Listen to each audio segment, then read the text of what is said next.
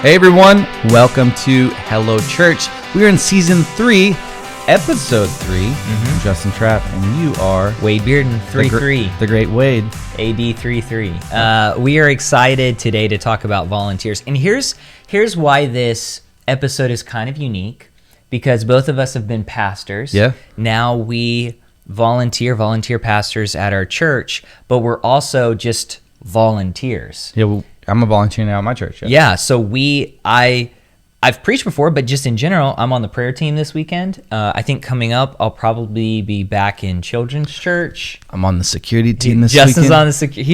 He's always just kind of keeping his head on a swivel. Yeah. And I think there are other things that I've done, that all the small group leader, things like that. And so we're going to talk about volunteers and how to get great volunteers in your service, how to appreciate them, how to train them. But I'm also going to share the greatest mistake I ever made with volunteers when I was a pastor. when you're a pastor, Yeah, so and we might even learn from me. You never. We could gripe about how we're treated now. You never know. You know, that's actually that's a whole another episode. We're like, I'm not naming any names, but you shouldn't do this to volunteers. You shouldn't call them up on Saturday night. No. Yeah. we won't do that. Well, here's the thing, right? Yeah. If you're an ex-pastor, you're either a great volunteer or a terrible volunteer. I've had ex-pastors in my group I know where you're going. that I'm tracking. were not committed. Yeah. I mean, it was like Yeah. they'd be there once a month. It's always last minute something comes up. It's like Oh, man. it's like Paul when he says, the things that I don't want to do, I do. The things No. I'm supposed to do, I don't. That's true. But here's the question: what about us? Like, are people like, man, those pastors, like, they're not good volunteers, or what? Yeah, I mean, it just depends on We'll see. how my kids feel on Sunday morning. Yeah, we've got other security people, so we can move some stuff around. So we're gonna be talking about that. That's fun. Thank you guys the for first line of defense. and ladies for subscribing to the podcast. And listening in. We're talking about just the service this season. So season 3 is all about the service, and volunteers are a huge part of the service. Yeah. You can't make it run without volunteers, and you can have volunteers on your music team, greeters. You got to have volunteers in kids' church. I mean, you need volunteers to make the church run. And we'll talk about that. Yeah, and you need leaders. Yeah. You know, I love what Craig Rochelle has said. He said, we don't recruit volunteers, we release leaders, because volunteers do good things, but leaders change the world. And I think it's important, and we could dive right into recruiting volunteers, and we'll probably get into this, but try to recruit leaders, not just someone that can fill a spot on the security team like me, right? But create a great leader that can advance the mission of what you're trying to accomplish every single weekend. And I think you'll find great fruit in that. I'll say this from experience. There are some people that really, really want to be on the security team that should not be on the security team. They get a big head when they're on the security. Like, you give them that walkie-talkie, and they are a different person. Man. No, This is true. You do want to recruit leaders, and you also want to create leaders. Yes. So I think one of the worst things that you can do with a volunteer is you're basically just like, hey, here's your job. You do exactly what I say when I say. Any decision that they make, they have to run it by you first. At that point, you don't have a leader. You don't have someone who's thinking for themselves. Even if that person is an individual who does think for themselves and they are a go-getter, if that's the way that you conduct your volunteer program, they're going to be like, okay, that's how it rolls. I'm going to just go with what you want. And that's not a good precedence to set up. And part of the reason why I say that is because we're talking here first about recruiting volunteers. A professor once told me in Bible college, one of the best ways you can recruit volunteers is by going to people one-on-one. And he was very much against what he called the cattle call volunteer announcement. Volunteer fair day or whatever. Yes. Expo. Or you just get up there and be like, guys, their nursery's out of control. Like, we need people. No, like, how many people are going to sign? There might be some people who sign up. Well, people don't respond to need, right? Yes. They respond to opportunity. If the world responded to need, the neediest organizations would have everything. If they needed. Yeah. But we don't. We respond to opportunity. And so, yeah, when you get up there and like, we need, and I've sat in a service and it's like, hey, we need 3 more nursery workers. We're not going to end the service until we get 3 hands.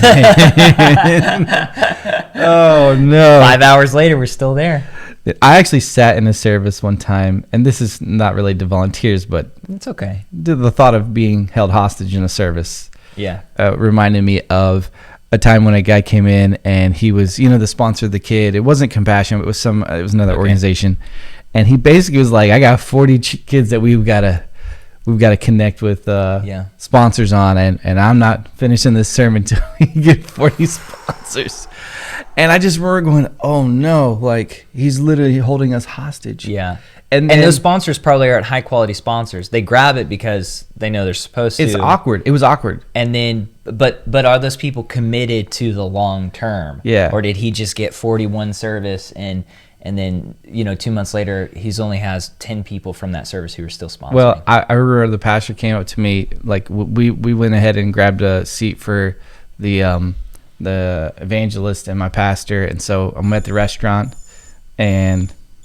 Sorry, it says abnormal heart rate. Just all the all the talk about volunteers. Being held hostage, elevating your heart rate. Yeah, it thinks I'm exercising, but I'm not moving. Yeah. So we get to the restaurant, and the pastor comes in. The first thing he says is, "We got 44 sponsors today. Isn't that amazing?" And in my head, I'm going, "It's because we put a gun to their head during the sermon."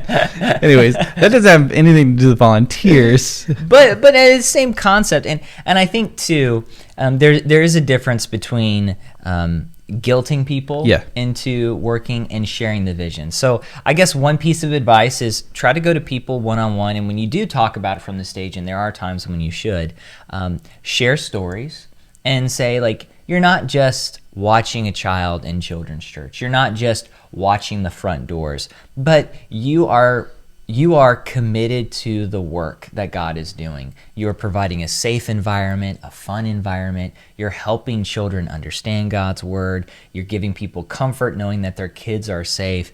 Give that vision and connect it to the overall vision of the church. Here's the best way to recruit volunteers. The absolute best way, I think, and it's a long play, right? You're playing the long game. Write it down. The best way. You're always recruiting volunteers without asking. Ooh. You should always be telling stories about what is happening in the lives of your volunteer leaders, how they are serving, the impact that they're making.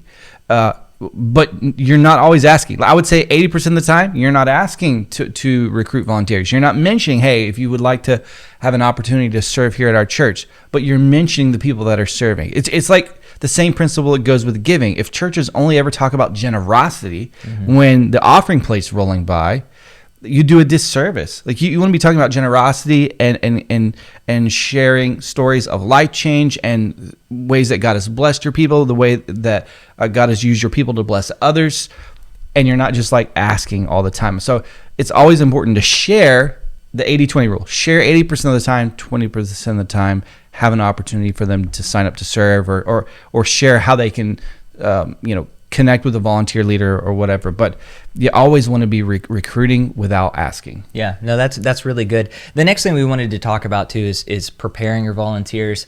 And I think there's kind of a lot there. I don't know that we need to go into too much detail. I think when you prepare your volunteers, the main key is just be organized. So if you have somebody who's helping volunteers get set up for the worship team or security team or children's church or whatever, just make sure that individual is organized. They're scheduling people in advance. They're training people properly. They're giving the right expectations to the right people. If you're organized, it's just going to help people feel more prepared. And when you're better organized, you're not going to overextend the people on your team. I think you've got to slow down. You've got to make sure that your volunteer leaders understand their responsibilities, the mission of what you're trying to accomplish every single week. Andy Stanley always says, clarify the win, right? I think just clarify the win for your volunteer leaders every week and then equip them and then get out of the way, right? I've been at a church serving. When I wasn't a pastor, I was volunteering, and I remember some of the high capacity leaders being frustrated, right? That they were delegated responsibilities, and then every week and a half it was sort of pulled back, or their decision making was questioned. And then I remember at that same church, some of the pastoral team say, "Man, we got a lot of high capacity leaders hanging around here, and I can't get them to stick." And I'm going, well, it's because you pull the rug out from your volunteer leaders all the time. You've got to be able to trust your volunteer leaders, equip them, inform them, but then trust them. And that's not to say that you don't have accountability, because I think it's important for volunteers and the whole system, right, to have accountability. But if you want to see your volunteer leaders truly be effective, you've got to train them, you got to develop them, but you also got to trust them. I think that's a big key. And to be honest, I'll share this. One of the greatest mistakes I made as a pastor, it was probably my first 6 months in the full-time vocational ministry. So I think youth, if I could blame it on anything, right? Yeah, I'd blame it on my youth. But there was a time, I don't remember the specifics of the event, but basically it was in front of a few other volunteer leaders. I blamed one of my leaders, my volunteers, instead of saying, "Hey, it was on me," I blamed her. And I just remember her face. She was just like taken back. She like almost took her breath away, like, ah. And she said, "Justin." And then I realized what I'd done in the moment, but I didn't have the courage to like unwind it. I didn't know how to unwind it. Just kidding. I was like 19 years old. So I went to her later and apologized, but I could tell like her trust, I'd already lost her trust. Yeah. And I don't think I regained her trust for a while back. And so that was a great lesson I learned, that if something falls through, that's fine. I should have gone and met with her one-on-one, because I still, looking back, I do believe it was on her. But you don't do that in front of everybody. Yeah. Right. You guys know that with a team, with an organization, you sort of correct or hold accountable privately, but publicly, you know, for the sake of the morale of the team, right? Yeah. Otherwise, they're just going to quit. Yeah. Quietly. In terms of preparing your volunteers, maybe just the last comment I'll make on that is I think one of the biggest or more egregious sins when relating to volunteer is to give them a task, and when they get working on it, they contact you again and you're like, "Oh, we actually changed. Oh my goodness. We decided we were going to do this a little bit differently." Yeah. That's super frustrating. I've done it before, but I've also had it happen to me. So just be organized and be clear, and don't micromanage too much. You mentioned evaluating volunteers. I think that's good, giving positive feedback. The big thing, though, is being able to appreciate your volunteers. And that's so important, is just letting them know that you care, giving them off days, and giving them little gifts, or just finding ways, whether it's your words or a gift or something, to just say, "Hey, thank you for all that you're doing." Yeah. If you're only thanking your volunteers, like at your volunteer dinner once a year, you know, I don't think it goes as well as you think. You know who's really good at this? Pastor Ephraim. We've had him on a sermon series planning event. But I'll get random texts from Pastor Ephraim. Yeah. And he's like, "Hey, just want to say I appreciate you. We're so grateful for your leadership and what you helping us in volunteering." And I got the same exact. Maybe he just copy and paste. No, I'm just joking. He just took it all away right there. No, but I feel like he's done a great job for me personally. I don't know about you, but he does a great job of not just thanking someone at a volunteer banquet or a volunteer dinner, but throughout the year. And I think that goes a long way, because I'll do whatever he asks me, because he's just always so grateful, and I always know what to expect when I'm serving, when he asks me to do something. So he does a great job. Definitely. So find a way to do that. Maybe it's random coffee gift cards, or bringing, I know someone at our church would randomly bring nursery workers coffee on Sunday mornings, Starbucks. That was really cool. So just maybe finding those opportunities, let people know that you appreciate them, giving them time off.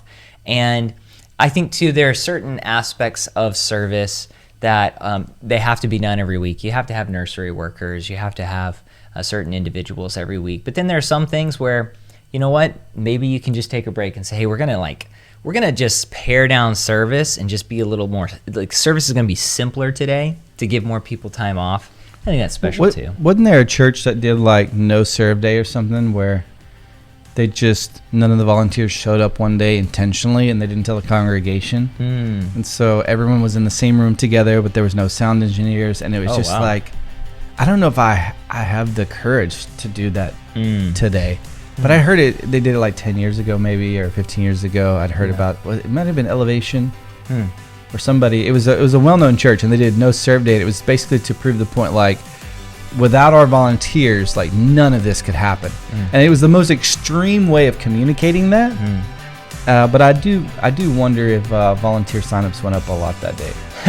Or if or they're like, actually, we kind of like service like with no screens, and we're just simple. Right. Coming back to the heart of worship. Thank you all for checking out this episode. We hope that we've provided a couple of nuggets to you so that you can kind of think about volunteers in a new way. Maybe you're struggling to get volunteers. I think most pastors are. Yeah. I think almost every pastor would say, I don't have enough volunteers.